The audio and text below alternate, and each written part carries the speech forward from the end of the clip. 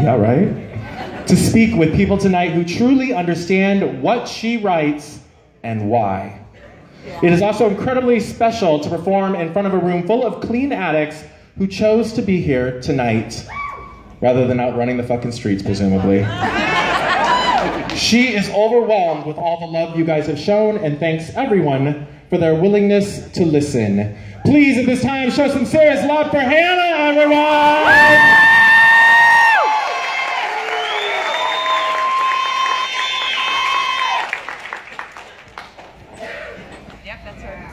My baby!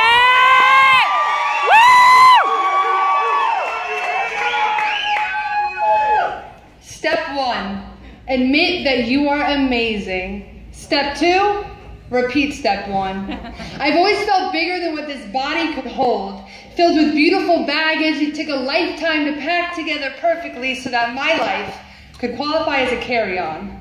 We've all been asked to let go of so many things, people, priorities, anything that could act as an anchor, keeping us stagnant at sea, holding us back from launching into new seasons.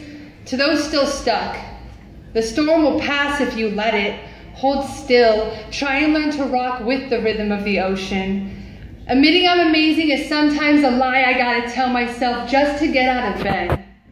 But other times, it's a wildfire, ripping through me with the force of a forest behind it. That's the shit that makes me believe. It's in the escape ashes that we come alive, and in the heat we rise. Amen. Every year I write about what I know. This past year, I knew hard bottom hurt. I knew trying and failing. I knew of pushing people out and hurdling myself in. Thank God every year was not like this. It was a year of endings, and most of them I did not wear gracefully. There was a lot of sitting on the back wall of meetings, hood up, face full of tears, bruises that did not hide easy, and pleading the fifth. We can be taken out by things other than drugs and alcohol. Starts out like a whisper that everyone else could see coming, except you. You squeezed it in like a new front tooth you swore you needed. Just kept smiling, thinking no one would see the suffering through the sparkle. You don't get a dozen do-overs. And sometimes, we don't come back. That whisper that everyone else could hear coming soon turns into a train at your heels, and when you get ran down and split into 200 pieces, it will look like suicide. Our death wishes are sometimes signed in slow motion. Luckily, I had a team of 2 that helped me keep my head above water, sending me smoke signals of truth on nights where I was exhausted from swimming in lies and so tired I was willing to listen. And when I needed a place to fall, both hands were there, singing their own song, one of safety and forgiveness. It was the midnight pasta, the 2 a.m. tea that saved a soul like me. Step 3, made a decision to turn away from our past. Step 4, make that decision every second. The place that I'm from doesn't exist anymore. It was built on a fairy tale. Wings were clipped off every angel under 18 who walked in there just trying to hang up her halo in an attempt to feel a little better.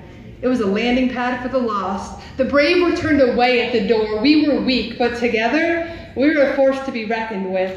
Our addictions, vices, hurts, habits, and hang-ups all joined together to feed an army of the unstoppable hell. We were bigger than the smiles at 2 a.m. on drug task force bases when they would unlock the door with a key, because in motel rooms, you don't need a warrant.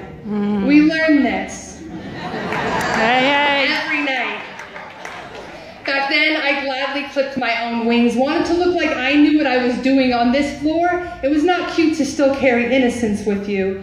Nah, you hid that shit, smashed it into places no one would look for it. Eventually, you wouldn't be able to find it, even if you sent out a team of tweakers as a search party.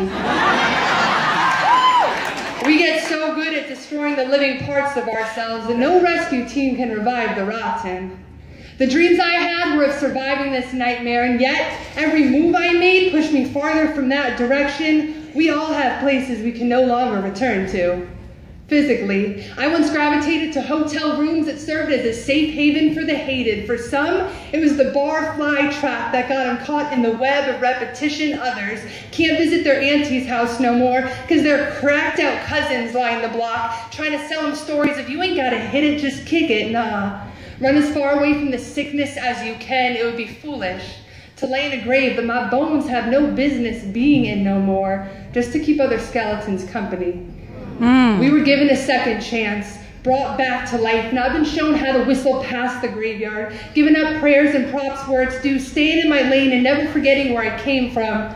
We don't need the darkness to prove we've seen the light. We don't need scars to show how much it hurt. It's okay to let all those stories go. I gotta ask myself, sometimes on a daily basis, how long do I want that to be my truth? Amen. I said we all got places we can no longer return to, and most of the time it ain't physically. It's that lower left back corner of our brain that feeds off the sick shit. The times we let our minds slip into the season where we are the abused or the abuser. Both sides carry a hurt it takes effort not to get trapped in. I'm no longer allowed to lead myself down alleys of anguish where I beat myself up with what I should have done. It's sickening to think back to all the nights I led myself lost, but here I am now, found, useful, and free. Today I have a choice, and when the voices get deafening and my mind starts spinning off course, I repeat, I am not wrong. I am not wrong. We were given a second chance. I am not wrong.